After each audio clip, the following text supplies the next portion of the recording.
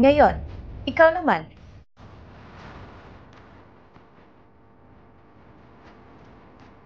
Shiken, anong gusto mong gawin? Tian. Mukhang nakalimutan mo. Nabayaran na kita kanina. Ngayon, ang card na nasa kamay mo? Tian, anong kinatatakutan mo? Huwag mong sabihin sa card na yan, wala talagang 30 milyon. Shiken, kaya ka naman. Si Wentian ay mayamang babae. Parang wala. Ang 3 trilyon ay maliit lang para sa kanya. Sir Wentian, kung gusto niyang suriin, hayaan mo. Siya rin ang mapapahiya sa huli. Tama yan, Wentian. Hayaan mong ipaalam na ang mga milyon-milyon sa harap mo ay wala lang para sa'yo. Hindi pwede. Suriin niya, tiyak malalantad ang lahat. Bakit hindi pa niya nasusuri? Tinadyan yung pahabain ng oras? Bilyonaryo ang babae. Sa tingin ko, isa siyang peke. Bakit hindi suriin? Sir Wentian, ano pang hinihintay mo? Lahat sila ay nagdududa sa pagkatao mo. Sir Wentian, tulungan kita. Oh. Bobo! Sino nagsabing nakawin mo ang card ko? Count number 300,000. Count number 300,000. Account number 300,000? Hindi ba 30 milyon? Wentian, saan napunta ang natitirang pera? Hindi, guradong may problema sa POS machine. Miss, magsalita ng walang kwenta. Ang aming kagamitan ay ang pinakabagong modelo. Suri namin to araw-araw. Napakahusay ng POS machine na ito. Tama, walang magiging problema ang card ko. Shiken, ikaw pala. Nakipagsabuatan ka sa waiter? Babaeng ito? Lahat kami ay nagsasagawa ng para makapagtrabaho dito. Huwag mo kong bastusin. Kung ayaw mong maniwala, tatawagan ko ang direktor. Hindi na kailangan. Siguro, sa nakalipas na 2 araw, nung naglinis ng bahay, aksidente kong nakuha ang card ng yaya. Teka lang, di ba tayo tapos, Wentian? Kung wala kang pambayad, gawin mo ang sinasabi niya. Yumuko at lumuhod para sa kapatawaran. Kaya 10 pagyuko, bayad na ang 10 milyon. Hindi na ako maghahabol pa. Shiken, huwag kang masyadong mangbuli ng tao. Masyado akong niloloko ng mga tao. Halatang ikaw ang unang naging agresibo. Ibinalik ko lang sa sarili niyang paraan kung paano niya tratuhin ng ilang ibang tao. Kaya hindi ka makatiis? Tama, tang siya ang naunang nagsimula ng gulo at sinabi sa mga tao na yumuko at humingi ng tawad. Ayaw pa rin magbayad. Maling card ng yaya? Nakakatawang dahilan na maglakas loob sabihin, sa tingin ko, siya ang peking bilyonarya. Sister Wentian, hindi ka ba isang anak ng bilyonaryo? Dapat mayroon kang higit pa sa isang card. Hindi ba pwedeng siya ng isa pa? Wentian, talaga bang nagkahalaga yon ng 30 milyon? Ako, nagmamadaling lumabas ngayon, kaya isang card lang ang nadala ko. Wentian, kung wala kang perang pambayad, tumuko pa na lang. Baka gusto mong manloko. Ako? Anong ginagawa niyo? Anong ginagawa niyo?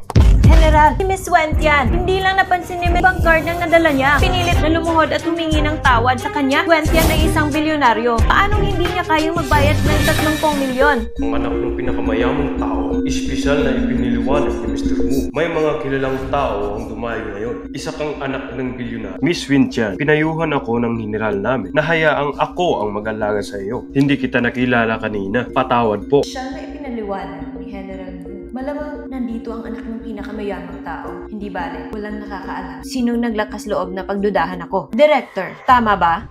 Hindi lang ako nag-iingat, kaya nasira ko ang damit niya. Agad siyang nagsalita ng malakas. Gusto niya akong magbayad ng 10 milyon? Sinadya pa niya akong buhusan ng alak. Pinayuko niya ako at ipinahingi ng tawad. Mga taong ganyan, hindi dapat narito. Wentian, talagang may kakayahan kang baliktarin ang tama at mali ah. Halatang ikaw yon ang sinadyang sirain ng damit ko. Hinihingi mo ang kabayaran sa huli, 300,000 lang. Director, maaari mong tanungin ang mga tao sa paligid. Lubos na pinahahalagahan ni Pangulo mo ang mga marangal na tao. Hindi ako pwedeng magkamali. Kuna mapoprotektahan ng aking trabaho. Babaeng ito. Sabi ni Miss Wentian, siya ay naging pabaya. Sinira mo ang damit niya. Humingi ka pa ng 10 milyon. Sinubukan mo bang magpakatanga? Bilang manager dito, iniimbitahan kitang lumabas. Ikaw na, Director, nagbibingi-bingihan ka ba sa katotohanan? Ganito ba ang ugali mo sa trabaho? Sobrang nakakahiya. Isang kawawang bata, naglakas loob pagdudahan ng Director ng Tianyu? Mas malakas kaysa kay Miss Wentian. Akala ng mga na ikaw ang anak ng pinakamayamang tao? Shiken, paano mo tortuhin ang manager? Napakatapang mo. Director, ang mga taong tulad niya, hindi mo dapat hayaang magdulot ng kaguluhan. Dapat ay paalisin siya sa party na ito. Tama ka. Guard! Alisin niyo siya rito. Sino ang nagbigay sa'yo ng karapatan? Naglakas loob ka na sa lakayan ng bisita? Kung sino ang sinasabi kong bisita, tapos bisita yung tao, kailangan mong umalis rito. Guard, kumilos kayo!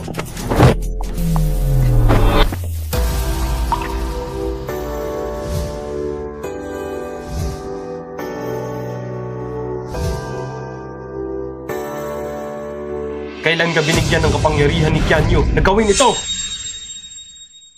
Kailan ka binigyan ng kapangyarihan ni Kianyu na gawin ito? Sino ka na naman? Sinasabi ko sa'yo, naguluhan sa bulwagan. Kaya itinaboy siya ng director ng Kianyu. Payo ko sa'yo, layuan mo siya. Kung hindi, sisipain kita riyan. Kahit ako itataboy mo, tumahimik ka! Presidente, tumahimik ka! Ang sagot ay oo. Ang ugali ng pagtatrabaho ng empleyado ay trabaho din ng Departamento ng Seguridad. Ang mga sinabi niya kanina ay maaaring direktang matanggal. Ang lahat ng ito ay hindi pagkakaunawan lamang. Siya, sabi niya isa siyang mayamang babae. Ang babaeng ito ay manloloko upang mapanatili ang kaayusan. Kaya itinaboy ko siya, ang anak ng babaeng pamilyang Yu. Ikaw ba? Ako na mismo ang lulutas sa problema. Ikaw ang pinuno ng pangkat ng seguridad. Huwag kang makialam. Chan, may manasakit siya sa akin.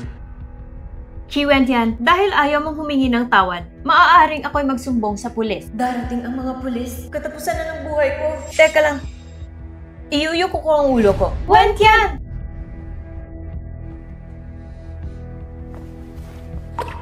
Shiken, hindi ko makakalimutan ang araw na ito.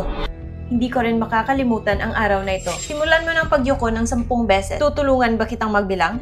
Bakit hindi ka pa nakayuko? Gagawin mo ba o hindi? Ibaba mo ang iyong ulo. Bakit hindi ka pa nakayuko? Ibaba mo yung ulo mo! Ibaba mo na! Kung hindi ka marunong yumuko, wala akong problema tulungan ka.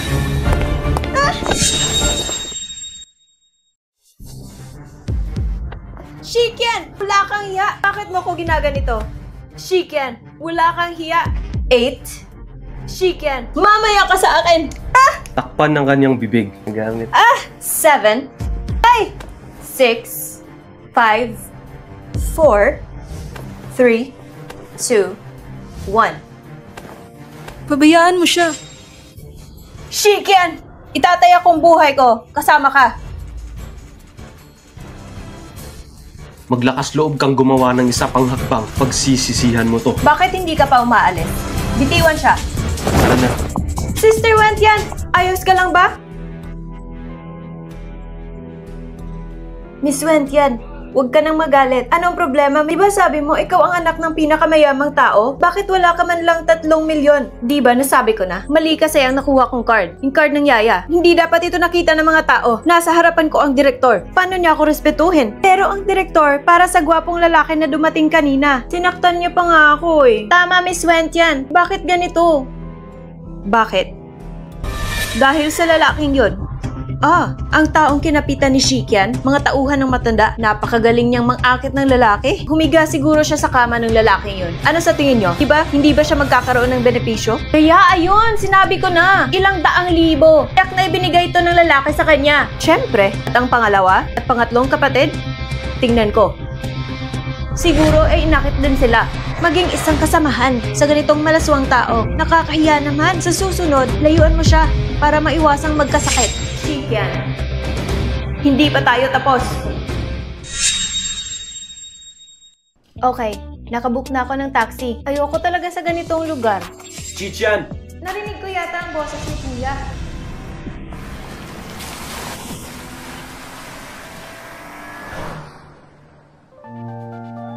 Anong klaseng pagmamaneho yan? Kailangan bang magpatakbo ng mabilis?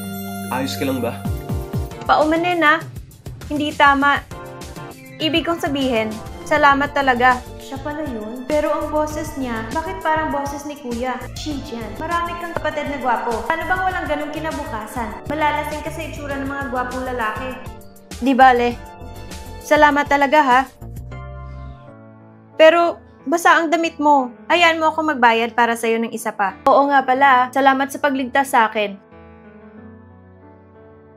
Kung gusto mo makabawi, dapat may sinseridad ka. O kaya, samahan mo akong pumili ng bagong damit. Ipin mo ito bilang kabayaran para sa akin. Tinawagan mo ba ang kotse ko? Bilis, sakay sa kotse! Sabi ko, huwag kang papasok! Huwag mo ngayang mahuli kita! Bilisan mo! Tatayo akong buhay ko para sa taong ito! Ako? Halika! Pwede. Pwede mo akong tawagan. Babayaran kita. At sabihin mo sa security guard na wag na kaming habulin. Paalam. Hindi ka makakatakas! Oras na para malagot kayo sa akin. Presidente, patawarin mo sana ako. Hindi na ako maglalakas ng loob pa. Presidente! Naglakas loob kang galitin si Chan Chan? Gusto ko pa rin ipaglaban si Chan Chan. Hahanap ko ba ng kamatayan? Presidente! Mga young masters, maawa po kayo. Hindi ako maglalakas ng loob pa. Paroon akong 80 years old na ina. Pakiusap, huwag niyo akong patayin. Sige, ang lipunang pinamumunuan ng batas, di ka kayang matay. Salamat, Presidente. Paano kung ipadala ka namin sa Africa para maghukay ng mga minahan? Kuya, masama ka talaga. Kuya, tama ang pangalawang kapatid.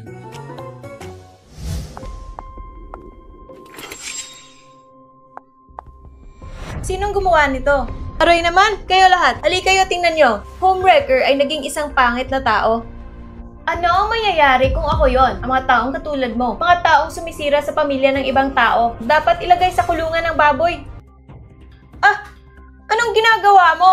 Anong gagawin mo? Siyempre, tinutulungan kang hugasan ng amoy. Huwag kang maging mangmang sa mabuti at masama. Tama. Shikyan, naging mabait ang lahat para tulungan ka. Amoy pintura lang. Pwedeng takpan ang amoy ng homewrecker. Nakakasuka ang mga nasa katawan mo. Kiwent yan. Hindi ka pwedeng magsabi ng kalokohan. Huwag magsalita ng walang katotohanan. Mali ba ang sinasabi ko? Shikyan, naglakas loob kang maging isang homewreck loob na tanggapin ito? Ikaw? Ay! Umagang-umaga, nagsisigawan kayo? Hindi nyo ba alam ng regulasyon ng opisina? Pop, ikaw na naman ang gugulo? Siya ang nagbuhos ng pintura sa aking katawan. Kami?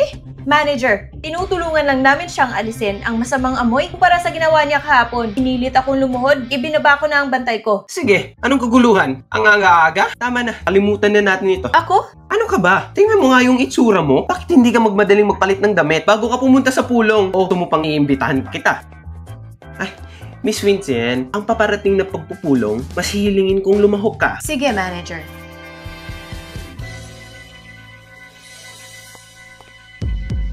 Kiwent yan.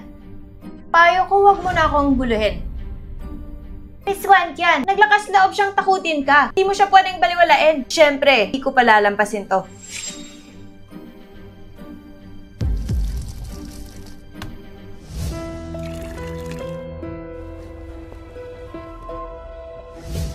Sa pagpupulong ngayon, ilabas ang PowerPoint. Pag-usapan natin ang kasulukuyang trabaho nyo ngayon. Pagkatapos ay piliin ang pinakamahusay na tao, magrehistro upang lumahok sa pagligsahan. Shichan, magsimula sa iyo. Sira ang computer ko. Ayaw mabuksan. Shichan! Umaga pa lang, sumisigaw ka na naman. Ngayon nasira na naman ang computer. Nakikita kong hindi mo ito ginawa. Huminahon ka pakiusap. Si Sichan, kung tutuusin, bagong intern pa lang siya. Kiwentian, hindi mo na kailangang magsabi na sira yata ang computer ko. Ikaw ang gumawa nito, no?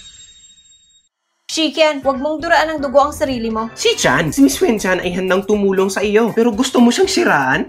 Tama. Sa tingin ko, hindi mo kailangang sumali. Miss Wen-chan, maaari mo bang ilagay sa taas ang iyong PPT? Hindi pa ako tapos. Hindi ba simula bukas ang pagpaparegister? Bukas pumili ka ulit. Sige. May bukas pipili ulit tayo. Kung may tao na namang bukas na may nasiraan ng computer, hindi na kailangang magparehistro para lumahok sa paligsahan. Tapos ng pagpupulong.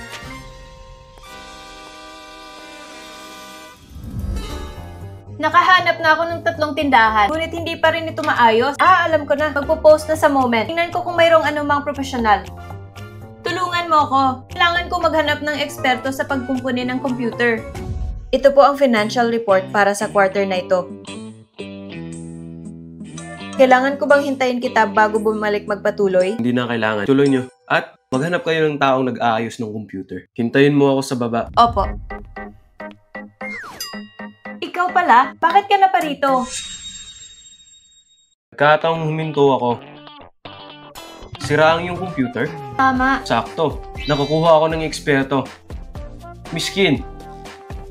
Maaari ba itong ayusin? Walang problema. Ito ay tatagal lang ng 2 oras. Wow! Pumunta ako sa lahat ng dahan na hindi ito maaaring ayusin. Salamat talaga. At kung ano ang nangyari nung nakaraan, hindi ko talaga alam kung paano kita pasasalamatan. Tayo na lang natin riyado ako at mabayaran kita. Kaya kailangan kong maghintay.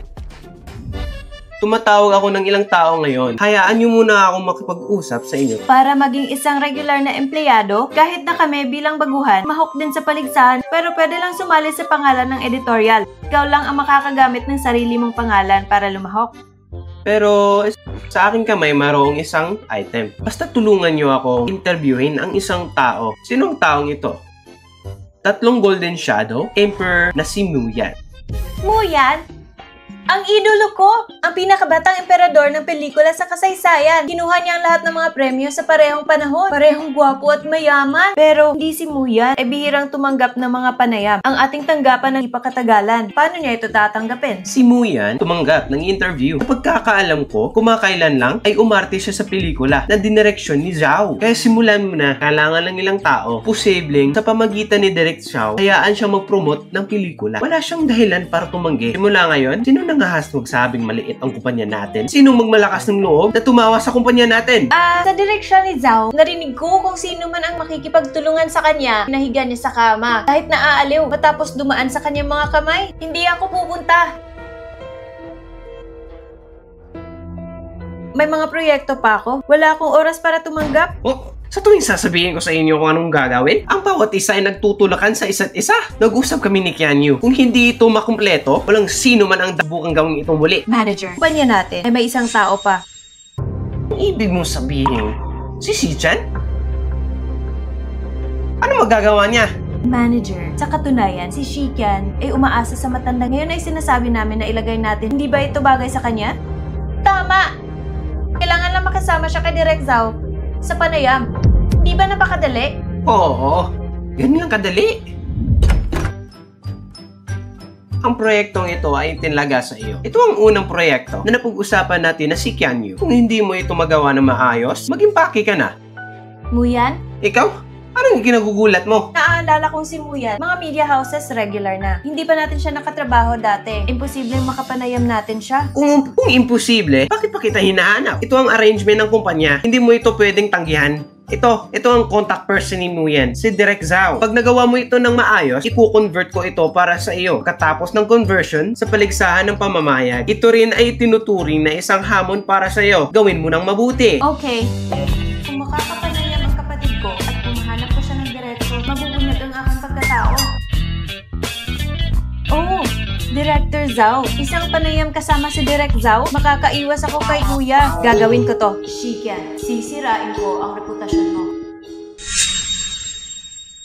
President, ang susunod ay ang plano ng company's communication plan. Napag-usapan ko na to kay Mr. Muyan. Ba't gawin to? Chairperson, parang nakita ko si Miss Kian. Pumasok. Eto na, kung saan makilala ko si Director Zhao. Miss Shichan. Director Zhao? Upo ka. Upo ka dito. Salamat. Hindi lang maganda si Sultan. Tsaka sobrang bango pa ng katawan niya. Director, sa tingin ko, dapat pa rin nating pag-usapan yung issue sa panayam. Okay, pag-usapan natin tungkol sa panayam. Mauna ka. Hayaan mong ipakita ko ang ideya ng panayam na ito. Sa pagkakataong ito ay tungkol sa iyo at kay Muyan. Ito ang tamang panahon para mag-promote ng pelikula ng 2 tao. Huwag nating minamadali ang interview. Director Zhao, anong ginagawa mo? Huwag kang mag-alala. Pag-usapan natin ang interview. Umupo ka. Uminom muna tayo ng alak. Tapos, mag-usap tayo. Hindi ako marunong uminom. Pag-usapan muna natin ang trabaho. Pag-inom ng alak ay parang pag-inom ng tubig. Wag, Director Zhao. Iinom na lang ako ng tubig sa halip ng alak. Magandang ideya. Ako muna ang iinom.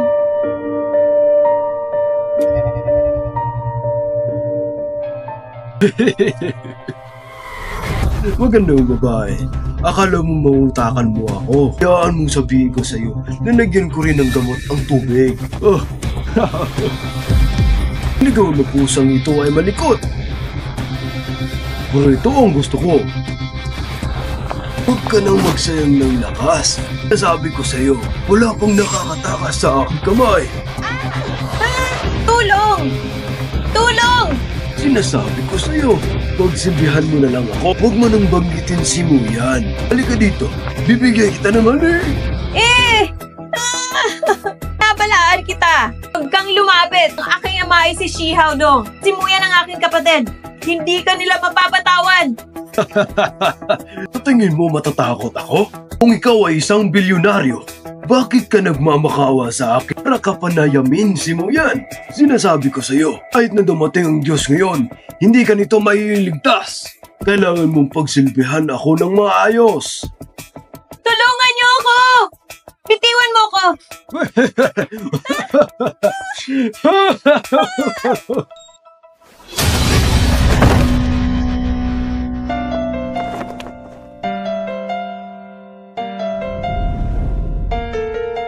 Shi-chan, okay ka lang ba? Sino ka? Ang lakas ng loob mo para sirain ang ginagawa ko. Mr. Mo, bakit ka nandito? Mr. Mu? Nagdududa na sa akin si Chan-chan. Ang apelido ko ay Mu, ang kahoy ng puno. Kung siya ang pangalan ng kapatid, tagal na niyang alam ang aking pagkatao. Pansin mo, lahat ng ito ay hindi pagkakaunawaan lamang. Siya ang nagkusang hanapin ako. Siya ang gumabay sa akin. Naglakas loob ka pang sisihin ako? Ikaw, hinahanap mo ko. Gusto mong umakyat sa kama ko. Pagkatapos ay gusto niyang tulungan ko siya. Umuhayang lukuin ka niya. Mapang sa iyong kama, ang kanyang apelido ay Zhao. Hayaan mong itikom ko ang iyong bibig.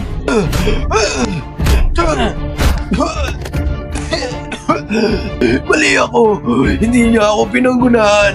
Mali ako! Mr. Mo! Kasalanan kong lahat! Kasalanan kong lahat! Kumuha akong saktan! Miss Chichan, hindi ko sinasadyang saktan ka. Tawarin mo sana ako. Pasensya na po. Hindi mo ba i-interviewin si Muyan? Agad kong aayusin para sa iyo. Patawarin mo sana ako. Kapag nagkamali ka, ito ay pagtatakpan mo? Kapatawaran ba ang ginawa mo?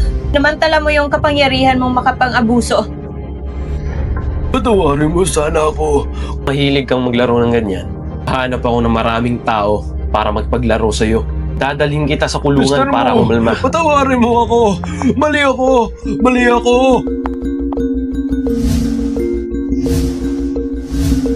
Chichan! Chichan!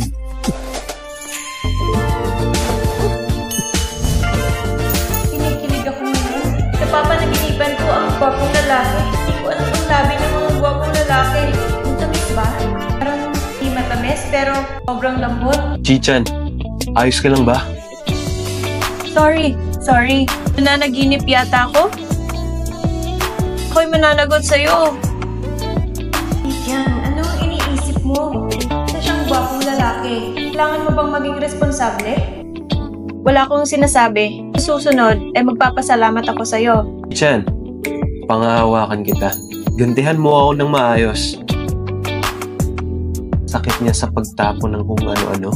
Mukhang hindi pa rin maaayos. Shijan, ilang beses ka na niyang tinulungan. Hindi mo talagang kabutihan ng puot at hinalikan siya. Ano ko siya haharapin?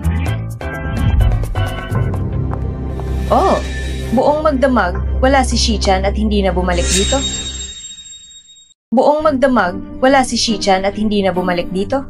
Ayokong makipagtalo sa'yo ngayon. Huwag mo akong kulitin. Parang mabantot. Shichan, baka ikaw yan? Pumasok ka ba sa trabaho na hindi naliligo?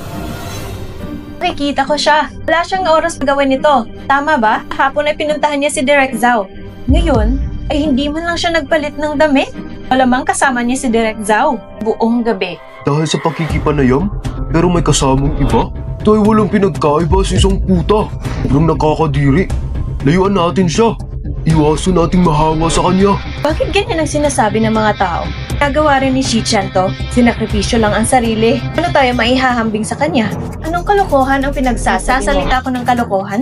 Shichan, huwag mo akong siraan. Inang umaga, aksidente kitang nakita. Kahapon ay pinuntahan mo si Direk Zhao, di ba? Di ka nagpalit ng damit ngayon? Di namin alam ano ang nangyari. Walang nangyari sa pagitan namin ni Direk Zhao. Nabalaan kita. Kung maglakas loob ka pa rin magsalita nang di kita mapapatawad. Marahil ay nabigo kang umakyat sa kama. Kaya pala galit na galit ka, di ba?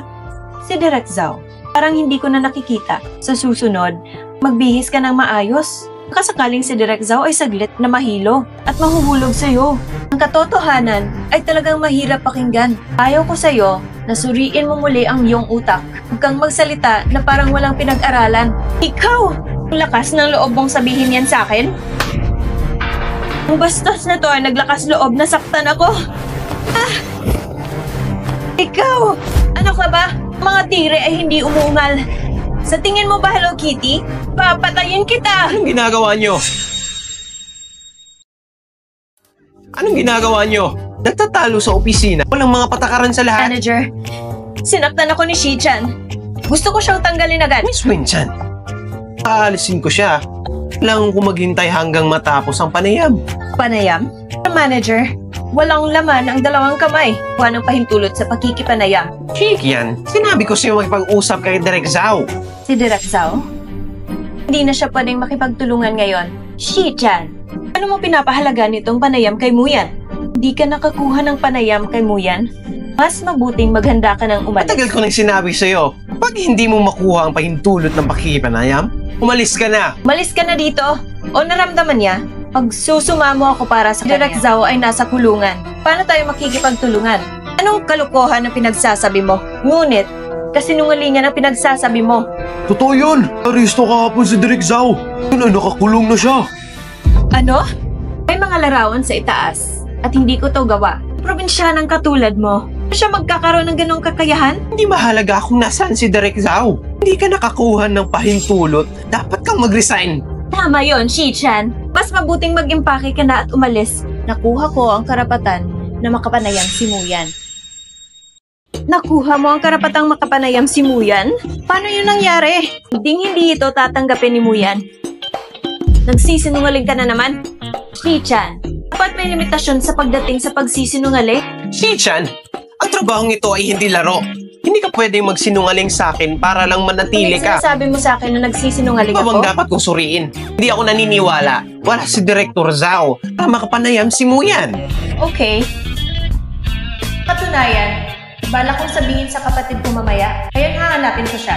Pagkatapos ay hindi mo na kayang magpanggap. Pit nang mabunyag ang katotohanan. No? Plano mo bang tawagan si Muyan? Shi-chan, anong yung tunay na pagkatao? Ngunit kilala mo rin si Muyan? Bakit hindi ko siya matawagan? Tsak maiintindihan ako ni Kuya.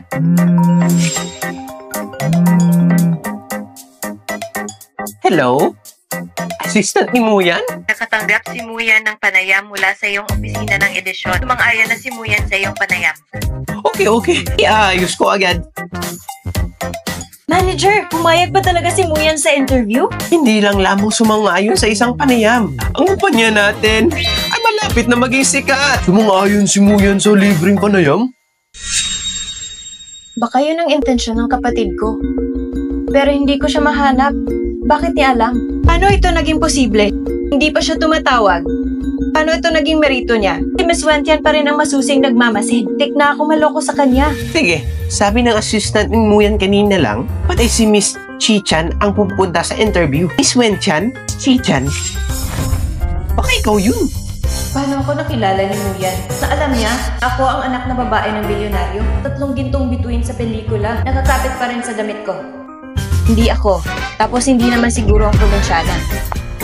Ito pala ay gawa ni Miss Wentian. Miss Wentian, nagawa ito ni Muyan para sa'yo. Ang libreng panayam.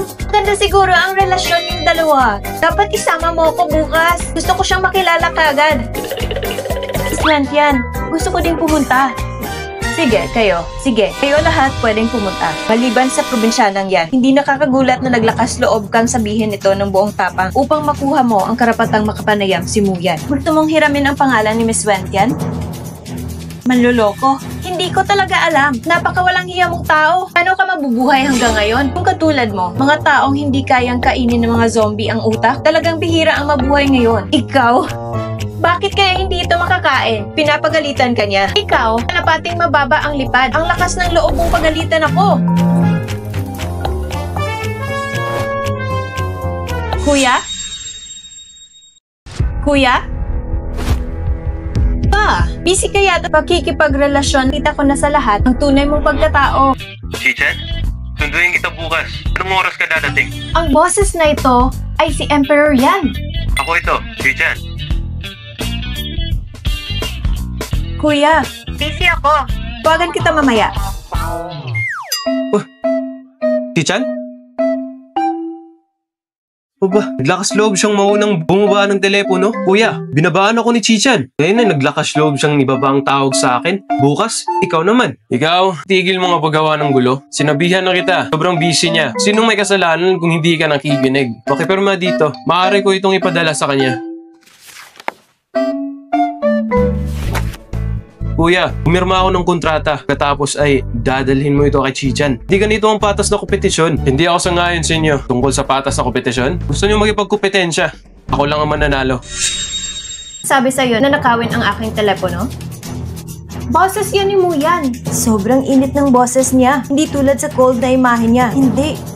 Imposible. Ang probinsyanang katulad niya, paano niya nakikilala si Muyan? Oh, alam ko na. Voice changer. Tama. Chichan, gumamit ng voice changer para magpanggap na si Muyan. Nagpanggap ka para sa amin. Tama. Si Muyan ay may napakalamig na boses. Paano siya magiging intimate? Chichan ang tawag sa'yo. Tama. Idol ko si Muyan. Hindi ko pa nakita kung sino kaya ang close niya. Manager, isang taong may lakas na magsinungaling katulad niya ay hindi maaaring panatilihin. Pag-isipan niyo to pag nalaman ng iba. May bagong intern na maglakas loob para magpanggap na Muyan. Lahat ng nasa industriya ay pagtatawanan tayo. Tama, manager. Ang seryoso nito. Posible pa rin na malaman ni Muyan. Paano niya tatangkiliin ang ating magazine? Tama, manager. Ang tulad niya, nagdudulot lamang ng gulo dito sa opisina ng editorial. Hindi siya dapat manatili. At sa nakikita ko, dapat siyang itaboy. Oh, at ilantad siya para mawala siya sa industriya at hindi na makapag-practice. Chiwent yan. Sa tingin mo, kaya mong magpanggap isang anak ng bilyonaryo? Lahat ay katulad niyan. Ano sinasabi mo? Bastos! Inilantad ka ni Miss Winchan, tas naglakas loob ka pa rin hilahin siya pababa? Huwag kang magpakita anumang masamang asal ngayon. Hindi mo alam ang kabigatan ng usapin. Labas! Ano gusto mong gawin? Dapat kitang ilantad. Sa hinaharap, gagamitin mo itong trick na ito, siraan ng iba. Kailangan kong bigyan ng babala ang lahat na huwag magpaloko sa katulad mo. Labas! Bitawan mo ko! Nasaan si Miss Chichan? Sino ka? Ako ang taong namamahala sa komunikasyon ni Sakyanyu. Tianjin, pinapunta ako ng general na ibigay ang kontrata kay Miss Chichan. Assistant ni General Mu? Saka lang siya pumayag na mag-interview namin. Kaya na dumating na ang kontrata. Siyempre darating sa personal ang assistant ni Mr. Mu. Tumigil ka sa pagsasalita ng walang karapatan. Nasaan si Miss Chichan? Pagligtas mo sa akin, sa susunod magpapasalamat ako sa'yo. Di ba yun yung naiwan ko sa lamesa? Hindi kaya miyembro ng Tianjin si Mr. Mu? Ibigay mo sa akin. Teka lang. General Chan, hindi siya ang taong hinahanap mo. Anong ibig mong sabihin? General Chan, hindi mo na ba alam? Siya ay isang probinsyanang nakasakay sa dekuryenteng motorbike lang. Nagsasabi siya ng kasinungalingan. Si Mr. Mu ay imposibleng ibigay sa kanya ang kontrata. Tama, ang aking kapatid na si Wentian ay isang bilyonarya. Huling beses, imbitado ang aming tanggapan ng editorial para pumunta sa party. At si President Mu, kaya naman pumayag siya sa interview. Ang kontratang ito ay tsak na para kay Ate Wentian. Kayong lahat, tingnan niyo mabuti. Ang dokumentong iyon ay orihinal sa pag-aari ko. May mga pen mark din. May pen marks nga. Tumahimik ka. Ang pen mark na ito ay nasa labas ng file. Ikaw ang una nakakita. Itinuturing mo ba ito na sa'yo? Malamang hindi mo sinasadyang sabihin. Kilala mo ba si Mr. Mu? Anong kasinungalingan yan? Walang ya? Chichan, dapat alam mo ng malinaw ang iyong posisyon. Chi Wentian, paano mo nasabi ng mahinahon ang mga salitang yon? Nabalitaan ko na pinilito ng ni Mr. Mu dahil kay Miss Chichan nakasakay sa isang dimakin ng bisikleta. Paano niyo nakilala si Mr. Mu? Si Miss Q Winchan, ang anak ng pinakamayamang tao. Ang pangalan ni katulad. Siguradong siya. Tumahimik ka! Pumunta ako dito para ibigay ang kontrata para kay Miss Winchan. Ikaw na ang magsalita. Gaya ng sinabi niya, ibigay ito kay Miss Chichan. At bakit ngayon ay naging kay Miss Wentian? Maling tao ang nakuha mo. Kung ano ang gagawin mo mamaya, ipaliwanag mo kay General. Ay may magandang relasyon kay Miss Wenchan. Normal lang ang tawag na Chan-Chan. Na naglakas ng loob na maging mayabang kay Miss Wenchan. Nakita ko ang panayam na ito. Huwag ka nang makisali. Ako? Hindi ako kasali? Okay, gusto kong makita ito nang walang ako. Anong uri ng panayam ang tinatanggap ni Muyan? Medyo magaling ka magpanggap. Hindi kasing sama mo ang clown. General Chan, ang hirap ng biyahe para pumunta ka dito. Makakaasa ka na sa susunod ay tiyak na magsasabi ako ng magagandang bagay sa'yo. Kaya kailangan ko muna magpasalamat kay Miss Wenchan. Sa kontratong ito, gusto mo bang makita kung may problema?